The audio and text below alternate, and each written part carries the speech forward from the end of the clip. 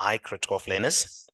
In the previous lesson from the NSC November 2022, I did calculations that relate to cost accounting. Now we want to see if we can do calculations that relate to our stock valuation.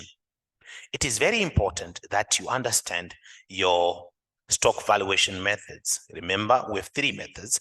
We have our FIFO, first in, first out. We have our weighted average.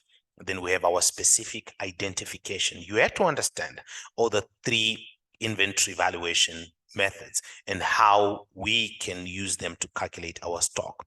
So in this paper, we started off with 2.2.1, where we'll calculate the value of closing stock using the specific identification method. So when we come here, we have records of mountain bikes. We have the Palo as well as the Gamma. So with the Palo, you would realize that we had 65 with 62 units on hand, and then we purchased units, we returned some, and then we had units sold. So we wanted to calculate the value of closing stock, the value of closing stock. That is what we want to do here. So first, you have to know how many units you were having on hand, how many units are on hand. So if you come here, you say your 62, which is your units on hand at the beginning. So I'll say 62, and then we purchased 250 plus 250, and then we returned 2 minus 2. And then we also sold 45 minus 45. All right, minus 245 is 245 minus 245, not 45, minus 245. That would then give us the units on hand, which is 65. So we have 65 units on hand. Then we multiply that by the cost per unit, and the cost per unit is 5,200. So we come here, we multiply that by 5,200. You punch that in your calculator, and then you get the total amount, which is 338,000. So you get 338,000. That becomes the total cost of the Palo units. So we're going to go to the next type of stock, which is your Gamma. In the Gamma, we are given the units already. So we know we have 18 units. And then we now need to calculate the cost per unit. And then the cost here is not given, but we are given the selling price. So once we have the selling price, we should be able to calculate the cost.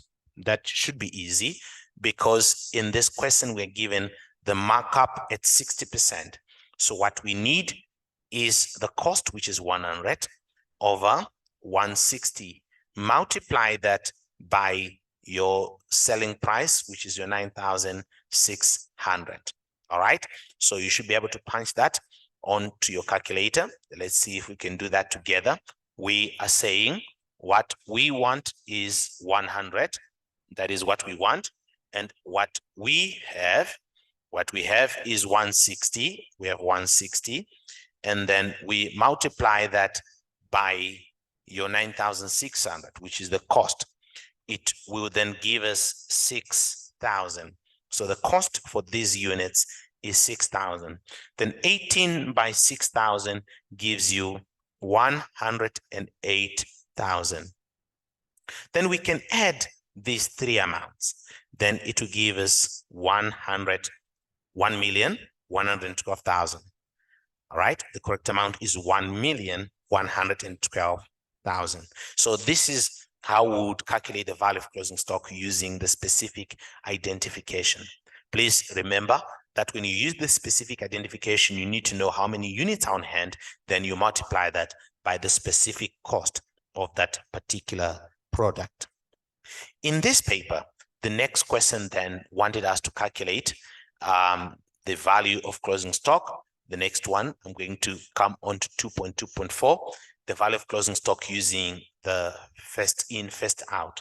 I want to encourage you, dear guys, that you practice on all the three methods. You should never leave any method when you do practice. So please consider your specific identification, consider your first in, first out, as well as your weighted average. So here, when we use the FIFO, we need to know how many units do we have. So we come here, then we say on the FIFO, how many units is our closing stock? It is 235. So I'll come here, it is 235. Then we divide that. Okay, we are not dividing, we're actually building. We are building. There's not a division sign. We are building. So we need to know how many units do we have from our recent purchases. Okay, not a division sign. We are building up here. We are going to the top. Okay, so we're using the bottom up approach, starting from the bottom. So at the bottom, we have 180 units. However, we are aware that there are some units that were returned. 30 tabs were damaged. So we'd say 180 minus 30, then that will give you 150. So we take that 150, then we multiply it then by 475, but we have to consider that there was carriage per unit that was given. So I would then say your 475 plus the 8 rand per unit, that will then give you 483. So if I say 150 by 483, that gives you 72,450. This is for the units that were in January. We need 235. So far we have 150. So I'll say 235 minus 150, and then the difference then becomes 85. So I'll come to the top, then I'll say 85, okay, multiply. Then the cost again here is 460, but I have carriage of 8 rand. So it's 460 plus this 8, that gives you 468. So I'll bring 468 here.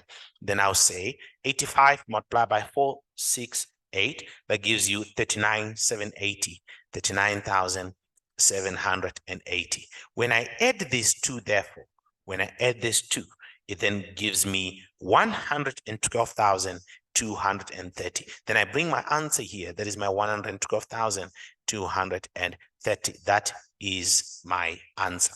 This is when we were calculating the value of closing stock using the first in, first out method. Dear learners, I want to encourage you once again, please remember to do calculations on all three methods. And then 2.2.5 says, calculate the stock holding period in days, the stock holding period in days. Okay, so you will find that there are several ways in which you can do that.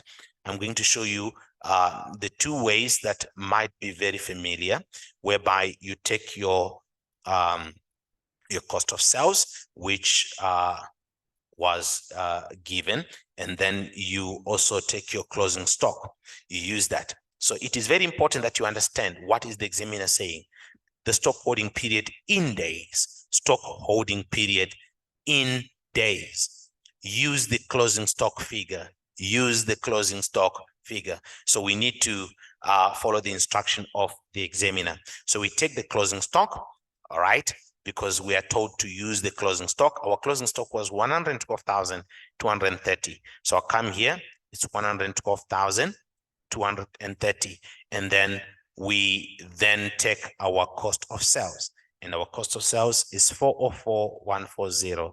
404,140. We multiply this by 365 days because they want it in days. That will give you 101.4 days, 101.4 days. But there is another way that you can also exploit in doing this calculation when you use your units. Okay, so you use your closing stock still, and your closing stock here is 235. So you take your 235, which is your closing stock, over your cost of sales. So you're looking at the number of units that have been sold. The number of units that have been sold is 925. Then you multiply this by 365 days. And this will give you 92.7 days. Both answers are correct, but it is important that you use one method when you answer in the examination, that you do not do both calculations, but that you stick to one calculation that you use in your paper.